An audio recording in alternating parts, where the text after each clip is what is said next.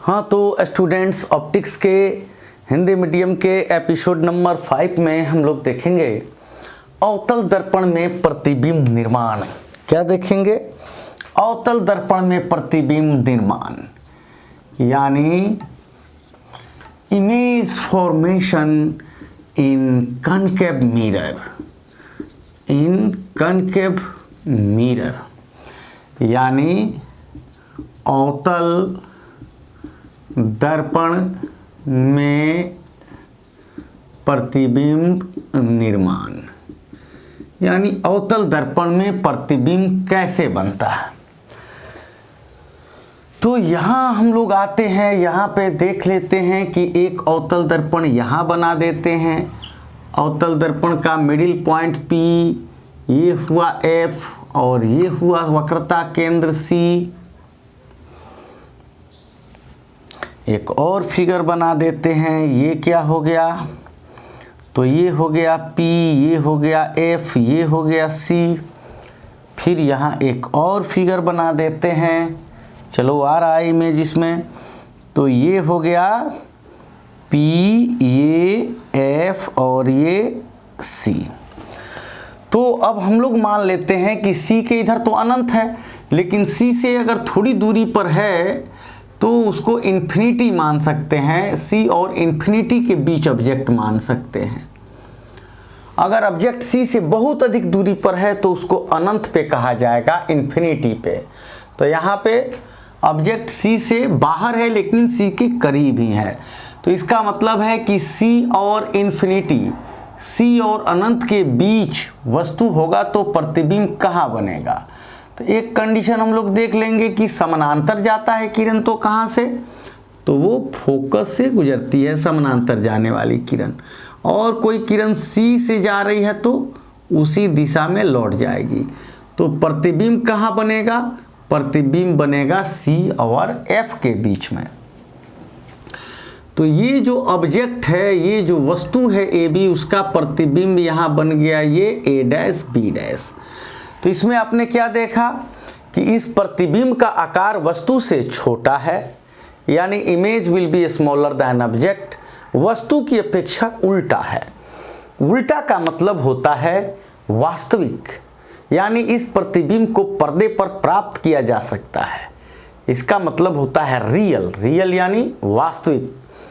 तो ये प्रतिबिंब वास्तविक बनाएगा, वस्तु से छोटा बनाएगा। उल्टा का मतलब ही है वास्तविक। इसी प्रतिबिंब को हम लोग ऐसे भी बना सकते हैं। कैसे बना सकते हैं? तो एक बना सकते हैं जो समानांतर गया तो कहाँ से आया? फोकस से। और एक बना सकते हैं फोकस से गया तो कैसे आया? तो समानांतर। तो भी वो भी C और F के बीच ही होगा।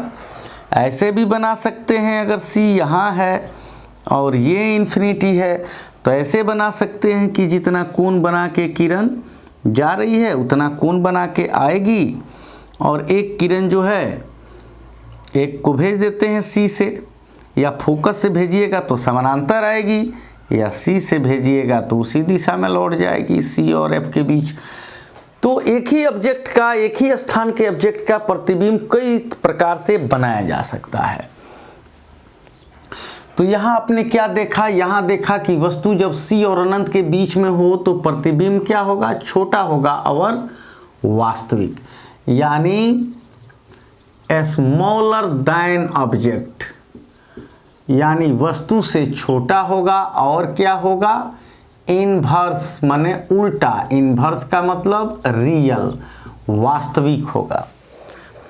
अब अगर हम लोग बात करें कि अगर वस्तु C पर हो तो उसका प्रतिबिंब कहाँ बनेगा, यानी कोई दर्पण यहाँ है PFC, अगर C पर ही ऑब्जेक्ट हो तो इमेज कहाँ बनेगा? तो C पर ही बनेगा। तो समानांतर जाने वाली किरण कहाँ से? तो वो गुजरेगी फोकस से। तो फोकस के C के नीचे एक पॉइंट देंगे और फिर क्या करेंगे? अब ये कर सकते हैं कि ये फोकस से आप ला सकते हैं, फोकस से ला करके और किरण को क्या कर सकते हैं? समानांतर कर सकते हैं। तो यहाँ प्रतिबिंब बन जाएगा वस्तु के बराबर। या ऐसे भी बना सकते हैं,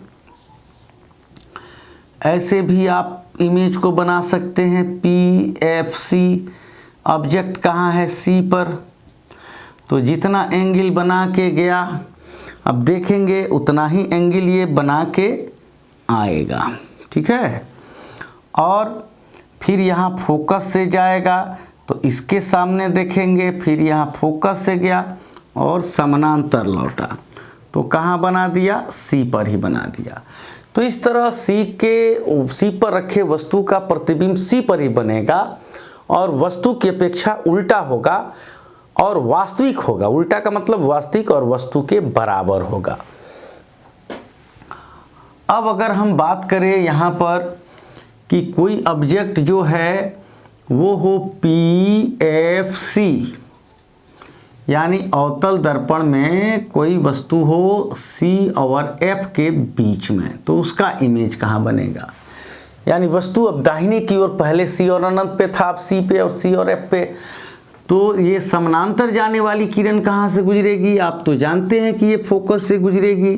फिर एक जितना एंगल बना के रे जाएगी वो कहाँ से गुजरेगी, तो उतना ही एंगल पे गुजरेगी। तो यहाँ जहाँ पे कटेंगी ये किरणें, यहाँ कहीं इमेज बनेगा। अगर AB ऑब्जेक्ट है तो उसका इमेज कहाँ बनेगा, A', B'। और क्या होगा, वस्तु से बड़ा होगा और उल्टा यानी रियल होगा, यानी इसको पर्दा पर प्राप्त किया जा सकता है। लार्जर और इन्वर्टेड माने रियल इमेज दैन ऑब्जेक्ट, यानी ये जो प्रतिबिंब होगा ये वस्तु की अपेक्षा वास्तविक होगा और उल्टा होगा और बड़ा होगा। इसको भी एक और तरीके से बना सकते हैं। कैसे इसको बना सकते हैं, जैसे मान लो यहाँ P है, यहाँ F है, यहाँ C है, और इसको देखो कैसे बनाए हैं। एक समानांतर एक फोकस से, नहीं एक समानांतर एक जितना एंगल बनाया, तो आप इसको बना सकते हैं। एक बना सकते हैं फोकस से किरण गई तो क्या हो गई, समानांतर। और एक बना सकते हैं जितना कोण बना के किरण गई उतने कोण पे किरण लौटी, तो वो भी C और अनंत के बीच बना। या इसको भी ऐसे भी दिखा सकते हैं कि कोई किरण C की दिशा में जा रही है यहाँ से ऑब्जेक्ट से, तो उसी दिशा में लौटेगी, तो लौटने वाली किरण भी यहाँ इमेज बनाएगी। चलो उसको ऐसे भी, यहाँ आ रहा है इमेज, चलो आ रहा है तो ठीक है। तो यहाँ से P, F और ये C, तो यहाँ पे ऑब्जेक्ट रखते हैं, तो इसके लिए ये बना सकते हैं क्या कि ये जो कोई ऑब्जेक्ट है तो हो सकता है कि इससे जो किरण है वो C की दिशा में भी जाएगी, समानांतर भी जाएगी, कोण बना के भी जाएगी, फोकस से भी जाएगी, समानांतर भी जाएगी, कोण बना के भी जाएगी, फोकस से भी जाएगी। तो इसमें से कोई दो किरण को खींचो, अब ये C से जा रही है तो C से ही लौटेगी, तो C से ही ऐसे लौटेगी। और समानांतर अगर जा रही है तो फोकस से लौटेगी, फोकस से, यानी यहाँ पे इमेज बनेगा। या जितना कोण बना के जा रही है वहाँ से, या फोकस से यहाँ जा रही है तो ये समानांतर लौटेगी, ठीक है। तो कैसे भी इमेज बना सकते हैं। यानी हम लोग जो इसके पहले देखे हैं प्रतिबिंब निर्माण की आवश्यक शर्तें, उसमें से कोई भी दो का प्रयोग करके आप बना सकते हैं। हाँ तो बच्चों, if you want you can take the screenshot of the image. अगर आप चाहते हैं तो इसका जो स्क्रीनशॉट है आप तेजी में लेंगे।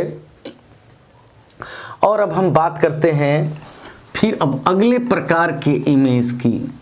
तो हम लोगों ने कहाँ कहाँ इमेज बनाना सीखा, जब वस्तु C और अनंत के बीच में हो, फिर कहाँ जब वस्तु C पर हो, फिर कहाँ जब वस्तु C और F के बीच हो। अब क्या हो सकता है, तो अब वस्तु फोकस पे जा सकती है, तो वस्तु अब फोकस पे जाएगी।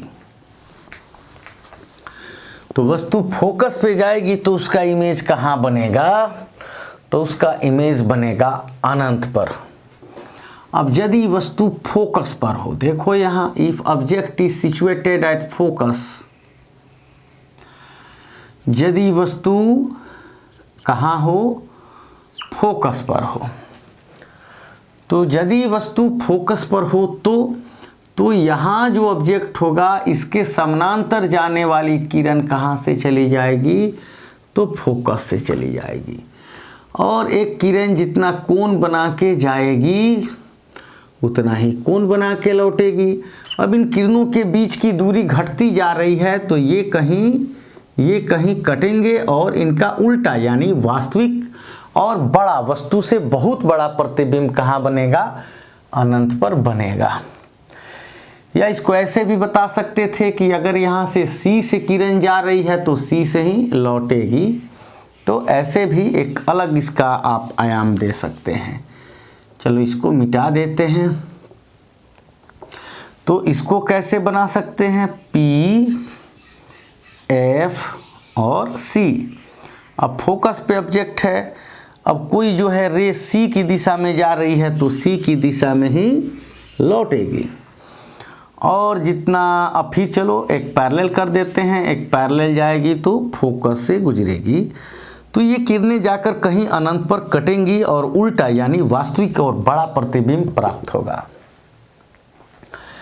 अब हम बात करते हैं कि यदि हम लोग किसी ऑब्जेक्ट को रखते हैं, कहाँ पर रखते हैं, तो किसी ऑब्जेक्ट को रखते हैं C और F के बीच में, तो क्या होगा, तो C और F के बीच में रखने पर क्या होगा, तो काल्पनिक प्रतिबिंब बनेगा। कैसे काल्पनिक प्रतिबिंब बनेगा, थोड़ा बड़ा इमेज बना के आपको दिखाते हैं। तो यहाँ पे ये P, यहाँ F और यहाँ मान लेते हैं C। तो अब यहाँ पे जो आप ऑब्जेक्ट रख रहे हैं तो इसको एक ऐसे बना सकते हैं कि एक किरण जो है वो C की दिशा में जा रही है। किस दिशा में, C की दिशा में। तो C की दिशा में जाने वाली किरण C की दिशा में ही लौटेगी। ऐसे इसको दिखा सकते हैं। पहले आप यहाँ से इसको ऐड कर लीजिए ऐसे ऐसे, क्योंकि यही इसके लौटने का पाथ है। ठीक है, तो यहाँ से आप बना सकते हैं कि जो किरण C की दिशा में जा रही है वो किरण C की दिशा में ही लौटेगी। अब इसको लौटने वाली परावर्तित किरण को कोई यहाँ से देखेगा तो उसको क्या लगेगा कि अरे ये तो इधर से आ रही है, लेकिन अगर ये किरण कुछ एंगल बना के जाए आपतन कोण तो उतना ही के परावर्तन कोण पे लौटेगी।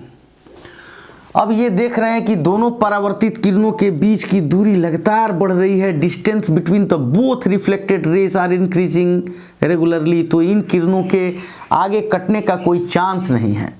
तो फिर यहाँ से देखेंगे तो ये किरण यहाँ से आती हुई प्रतीत होगी।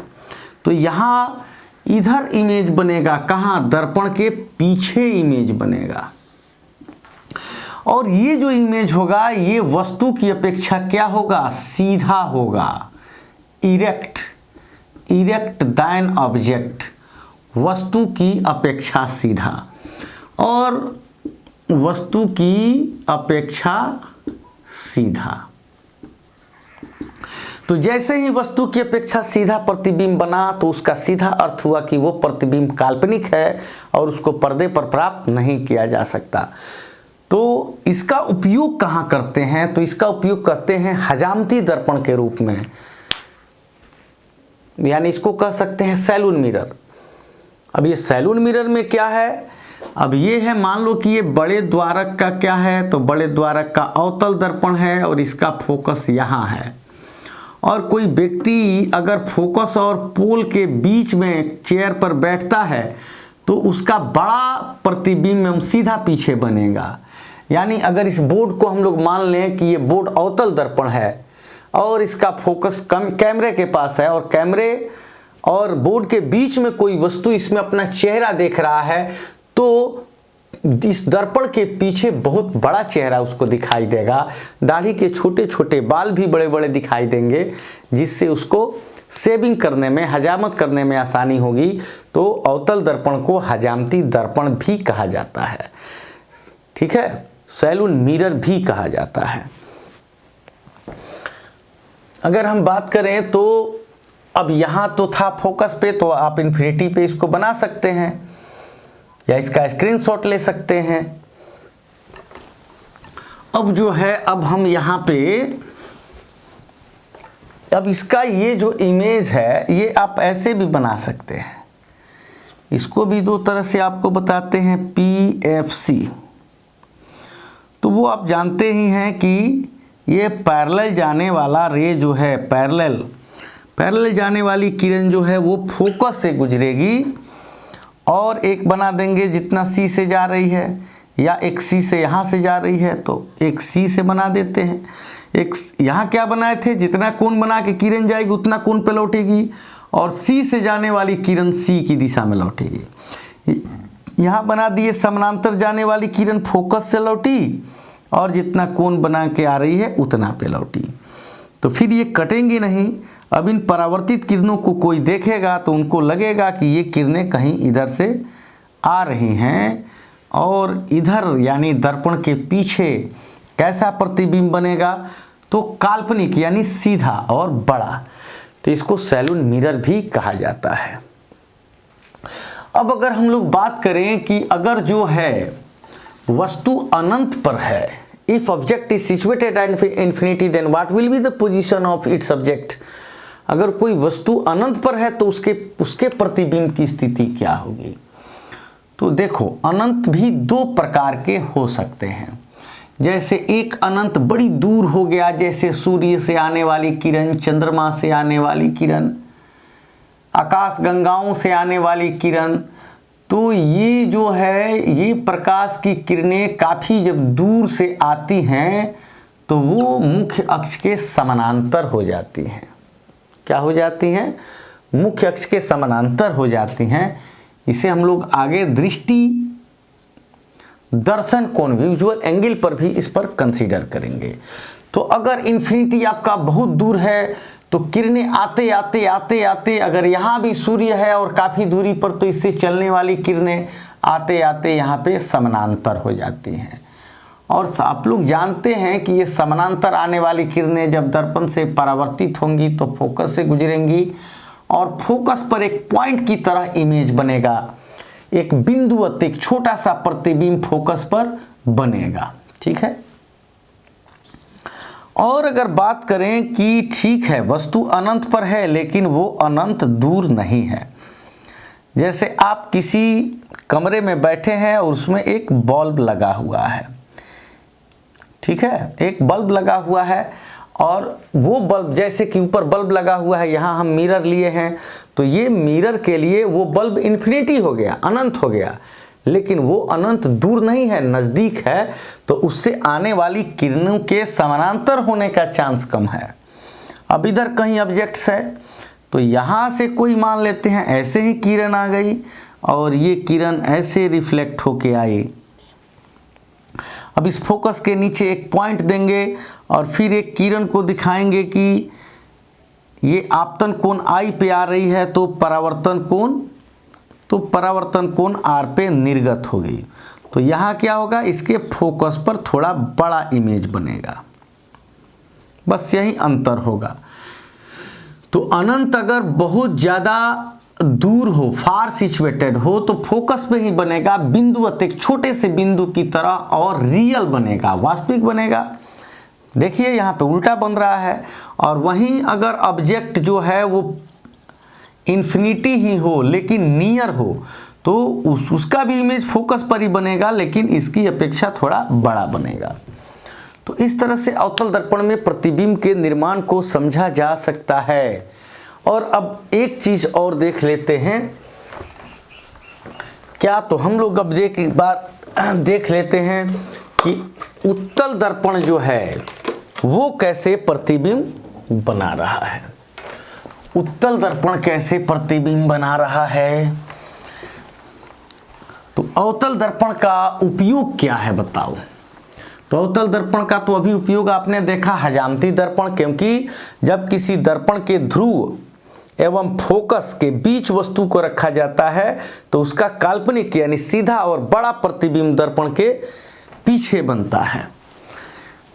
तो इसलिए इसको क्या कहते हैं, हजामती दर्पण, सैलून मिरर भी इसका नाम है। अब हम लोग बात करते हैं क्या कि उत्तल दर्पण में प्रतिबिंब निर्माण।